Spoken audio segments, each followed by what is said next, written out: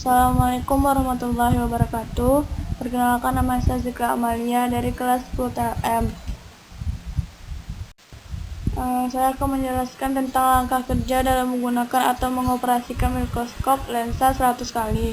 Biasanya lensa 100 kali ini digunakan untuk melihat bakteri. Yang pertama, letakkan preparat di atas meja benda. Yang kedua, jepitlah preparat menggunakan penjepit benda.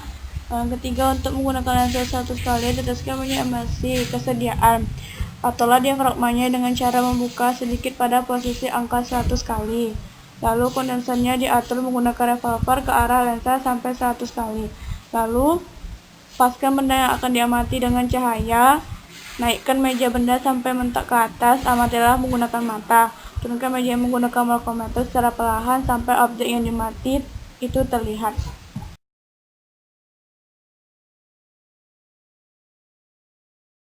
Selanjutnya, jelaskan bagian dan fungsi dari bagian-bagian yang terdapat pada mikroskop. Yang pertama, lensa okular. Lensa okular berfungsi untuk membentuk bayangan objektif. Yang kedua, lensa objektif fungsinya adalah memperbesar bayangan benda atau objek pengamatan dengan perbesaran 10 kali, 40 kali, atau 100 kali. Yang ketiga, reflektor fungsinya untuk memantulkan cahaya ke dalam diafragma. Yang keempat, kondenser. Kondenser untuk mengumpulkan cahaya yang dipantulkan oleh cermin lalu memusatkannya pada objek. Cara menggunakannya diputar ke kanan atau ke kiri dan bisa juga dinaik turunkan. Yang kelima, tabung mikroskop. Tabung mikroskop atau tubus mikroskop untuk mengatur fokus dan menjadi penghubung antara lensa okular dan lensa objektif mikroskop. Revolver. Revolver merupakan tuas penyangga untuk lensa objektif. Tugas revolver untuk mempermudah pengaturan nilai pengamatan dari sebuah mikroskop. Penjepit objek. Penjepit optik berfungsi menahan kaca objek atau preparat agar mudah digerakkan saat proses pengamatan. Diafragma. Diafragma merupakan salah satu komponen di mikroskop yang terletak pada bagian bawah meja preparat yang bertugas menentukan jumlah cahaya yang masuk atau difokuskan ke sampel. Meja objek. Meja optik merupakan bidang kecil untuk meletakkan objek yang diamati. Lengan mikroskop dan kaki mikroskop. Lengan sebagai pegangan ketika akan memindahkan mikroskop, sedangkan kaki untuk penyangga mikroskop jika diletakkan pada bidang yang tidak datar. Selanjutnya, sendi inklinasi. Sendi inklinasi adalah bagian untuk mengatur derajat kemiringan mikroskop untuk memudahkan pengamatan. Makrometer pemutar kasar.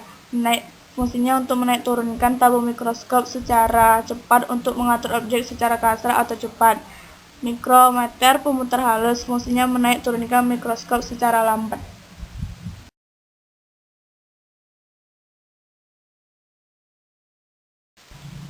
P3K seperti apa yang diperlukan untuk penanganan kecelakaan kerja tersebut? Pertolongan pertama pada kecelakaan P3K adalah bantuan dan perawatan sementara yang dilakukan untuk korban kecelakaan di tempat kerja menggunakan peralatan sederhana sebelum korban mendapatkan bantuan sempurna. Meski hanya menggunakan peralatan sederhana, P3K bisa menjadi salah satu solusi untuk memberikan bantuan dengan cepat dan tepat.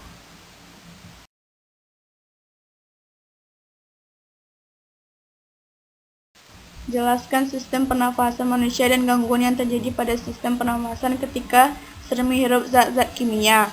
Flu atau itu saja yang dapat saya sampaikan. Saya akhiri dengan wassalamualaikum warahmatullahi wabarakatuh. Penyakit influenza disebabkan oleh virus dan mudah sekali menular.